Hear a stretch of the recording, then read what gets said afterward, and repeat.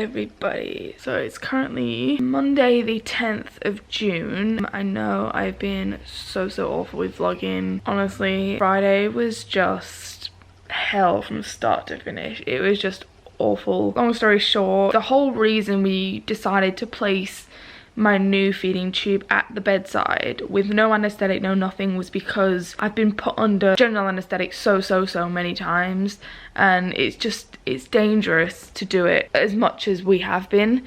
So any procedure that we can do where we can do it awake, we have to, because I can't tolerate sedation. It just doesn't work for me. And any sort of endoscopes will have to be done under general, just because of my gastroparesis and how severe everything is. It's just too dangerous for me to do it awake, so they have to put me to sleep. That's the reason why, for things that you guys may not be put under for, I have to be, and that's the decision that my team has made. So anything I can do awake without those like anesthetics and drugs, the better. And especially because I'm having my hip surgery, which is a very long surgery. It's many hours, and that's a long time to be under general anesthetic, so they didn't want to have to put me under again and then again in a few weeks. Like, the more we can minimize it, the better. The further away we can do the anesthetics from each other, the better. Like, if we do like a load of GAs, general anesthetic, I'm just gonna call it GA, if we do a load like right next to each other, it's gonna be a lot, my shoulder, it's gonna be a lot worse for me,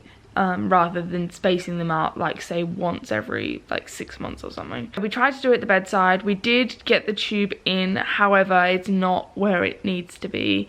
So instead of being in my jejunum, which is like the lower part of your intestine, so basically you've got your stomach, then just past the stomach you have your duodenum, which is like literally the very top of your intestines, and then below the duodenum you've got the jejunum, which is like your intestines. So my tube normally sits very far in to the jejunum, and that is just because of how severe my motility is. So the tube should be in the jejunum, which is past the top of the intestine.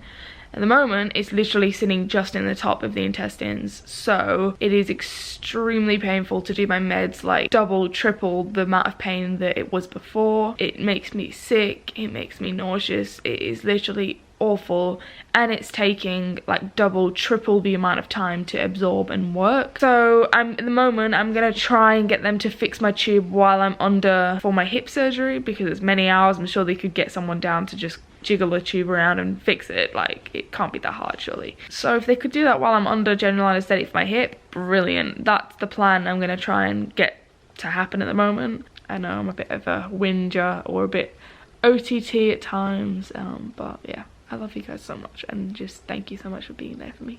I don't know if you guys can hear that, but that is rain. Let me show you how crazy it is. Oh, I don't even want to open the door. Bloody hell.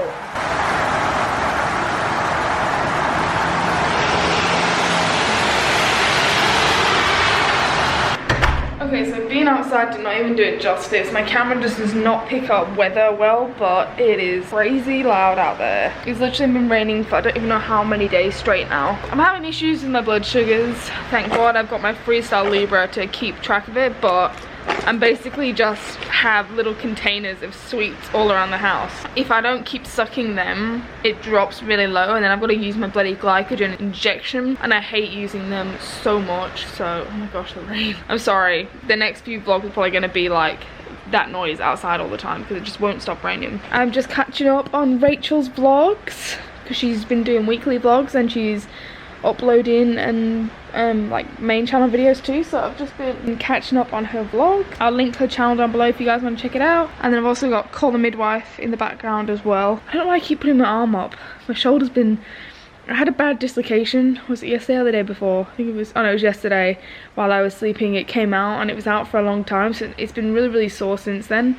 And because it's on my Hickman side, I'm kind of worried about it. The pain is not where the Hickman insertion is, it's like higher up. It's like my actual joint, which is over here, and then up into my neck and my back. Hopefully that sorts itself out. I just want to thank you guys for like bearing with me and understanding when I don't upload, because I know there was a time when I uploaded every day, and I just wish I could get back to that, but unfortunately it's just hard at the moment. Health wise, physically it's draining, and I love vlogging. It's just the editing part of it that takes me so long. If it didn't take me so long, I'd be able to get vlogs up like I used to, but just the concentration is not there anymore and it's just difficult. Oh my god, I'm so red. I've literally been laughing my head off. Basically, I'm in this group with a few of my close friends and we just send basically random, like, just funny things, some things nothing illness related, but other times it is. And oh my god. Anyway, so one of my friends, Laura, sent this, right? I'm gonna pop it up on screen. It's so funny. But basically, it says, you can read along with me when I'm trying to keep all my conditions in check. Now that alone and the picture is funny, but the little caption underneath that was what literally had me in tears. So it's got EDS, back up, hey, I see you parts, immune system, don't you even try that shit with me. Oh my god. Oh, I needed that laugh. Good afternoon, everybody. It's currently 20 to 5. Today marks a week since I had my anaphylaxis reaction, which means I have to shower today. I shower once a week and then I wash every second day in between, where I fill a basin with water, hot water, and I like wash under my arms, my bits and bobs, and I keep everything fresh like that. I don't shower every day like some people because it's just way too exhausting for me, and plus, you know, the whole dressing change situation, because even though I cover my dressing when I shower, it still needs to be changed after that, if that makes sense, because like the dressing covers that I use like start peeling up and a bit of moisture does leak in between my dressing and the protective dressing, so I always like to change it just to be safe, because I don't want any water actually getting into the actual dressing, because, you know, infection risk. Really anxious and nervous about it.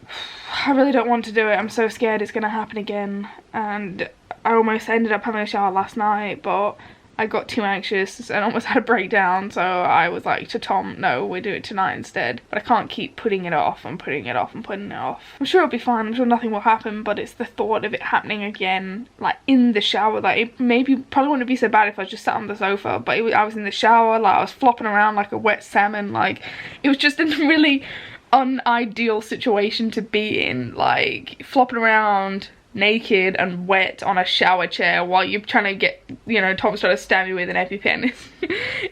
It's funny to me now just thinking about looking at that scene from like your perspective or something, like just a random person walking in on that scene. Like, it's like, what is happening? It's just so many things and I'm just, yeah, freaking out about it. Oh, my shoulder's still really sore. So I had a shower, well, I had a bath.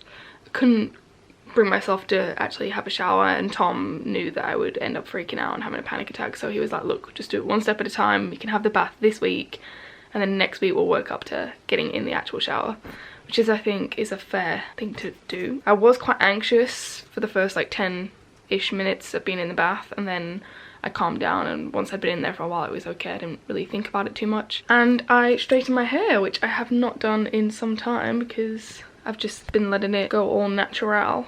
But I feel like it's grown so quick. Like, when I first got it cut, it was like, what, like here? It's grown a good couple inches, I would say, or at least 1 or 2 inches. And I have been looking after it, so I was hoping that it would. So I'm pretty happy with the progress of my hair situation. I feel like it wasn't even that long ago that I, you know, got it chopped, but it needed to be done. And it's definitely been a lot more manageable since I did that, and I definitely don't regret doing it. Even though I hated it at first, like, I've just grown to love it now, so. And I feel like my ombre looks a lot better, shorter. I feel like when it was longer it didn't look as good. I've just spent the last 2 days of vlogging have literally been me just rambling about random things. That's what you normally do anyway. Yeah, pretty much. My vlogs is just me rambling about random things or complaining about my life. Welcome to my channel. If you're new, subscribe.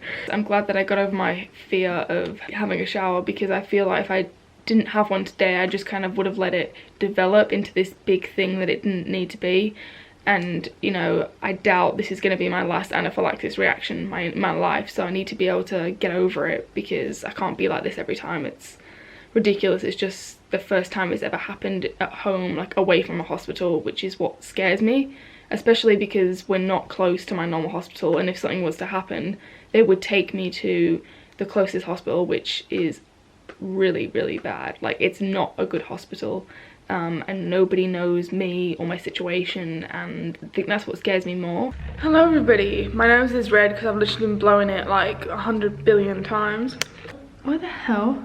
Turns out my nose ring, that was probably triggering you guys, but my nose ring wasn't in properly. So I've talked about Tom and I getting our house for a long time now, and it is finally happening. We've picked a company that we're going with, we've picked a plot of land. Now we just have to kind of like officialize everything and sign all the contracts and paperwork and all that stuff. It's so exciting, I'm so excited. So something has just come in the post. I can tell it's some sort of like file. Ooh, this is very posh. How do you move this?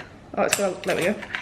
So this is what they call pre-start selection guide. So this is where you go through and you pick, like, I'll show you the pictures, but like all these type of things. So like the bricks that we want, and doors. Oh look, even your driveway pattern. So many options, so many things. I can't wait to like go on this journey with you guys, and you know, we're gonna try and get as much of all the stuff signed and whatnot before my surgery, because obviously even though I'm having this surgery, we're still gonna have to go to meetings and all that stuff, because there is a strict timeline of when things need to happen. So we're just gonna have to make it work with my surgery recovery. So excited, can't wait for you guys to see everything, and it's just so exciting. Like, I never thought, like, with everything that's happened in the last like 5 years with my health, like from dropping, I did my first year at university and my health got too bad that I couldn't continue, and ever since I like dropped out, and I hate saying that word, it makes me feel like I've like failed at life, but ever since I dropped out of uni, like I was 17 when I dropped out. Like I did my first year, like I turned 17, did that first year, and then like dropped out. Like 17, I was so young to be at university. Like I was the youngest one in my class. Like I think the next oldest person was like 21. That's a big age difference.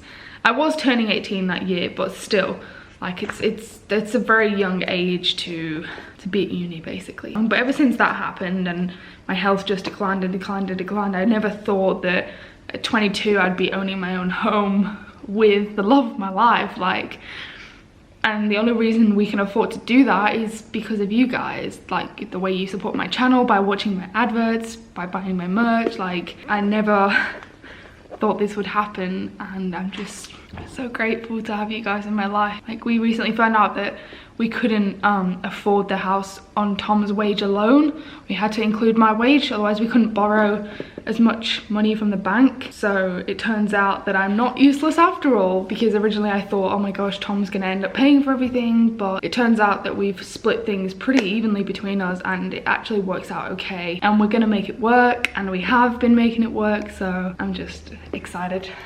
So anyway, I'm babbling, I'm sorry, but so exciting. So the one plus about being on the 2-litre TPN bags is I don't need to run fluids as often, which is good because I hate being connected to my IV. And every time I use my backpack, which works, but it's frustrating because I do a lot of moving around in the house and I always end up sitting on the wire, or it gets like tangled up in the bag. Like it's okay if I'm like out and about because I'm like walking around and everything like stays like in the one position. But when I'm at home and I'm like sitting down, getting up, going to the toilet and all that stuff, like it seems to get, like the pump goes off more, and it just is really frustrating. So yeah, it's just super frustrating and it keeps going off. So I've decided just to, when I'm running fluids and I'm in the house, just, not that I don't really take my fluids out with me, not very often anyway. However, I haven't really had much urine the last few days, and I kept meaning to run fluids but didn't get around to doing it, so today I just had to run them. I don't know where my little zip-up cardie's gone. I don't know where it's gone. So, as you guys know, I'm a big Marvel fan, and while we were out, we saw these crisps, they're like Doritos. What the heck is going on here? Hope it was unzipped, wouldn't it? Yeah, we saw these crisps that had they had Spider-Man Homecoming, because that's coming out soon, like branded on the front, and they were called what are the crisps called, the flavor? Doritos Spidey Spice. Spidey Spice. Look how cool the packaging looks. But which way is the correct way up? You suck. Anyway, it's got Spider-Man Far From Home on it. What's the bet that these are going to be super spicy? I'm hoping that they won't be too spicy. pretty red. Just shove it in.